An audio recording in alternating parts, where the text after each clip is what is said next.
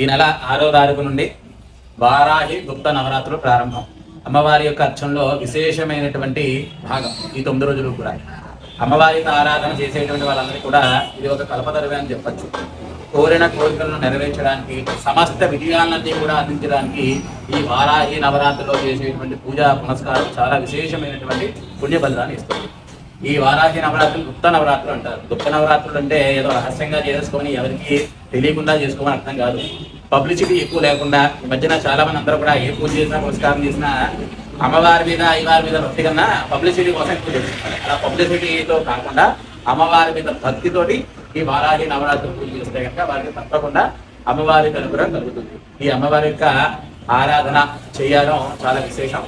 ఈ ఆరాధన గురించి, వారాహి నవరాత్రుల గురించి ఎవరికైనా సరే ఎటువంటి అనుమానాలున్నా, ఎటువంటి సందేహాలు ఉన్నా సరే కింద ఉండేటువంటి నా నెంబర్ కనుక మీరు కాంటాక్ట్ చేస్తే మీకు ఉండేటువంటి సమస్త సందేహాలన్నీ కూడా నివృత్తి చేయడం జరుగుతుంది.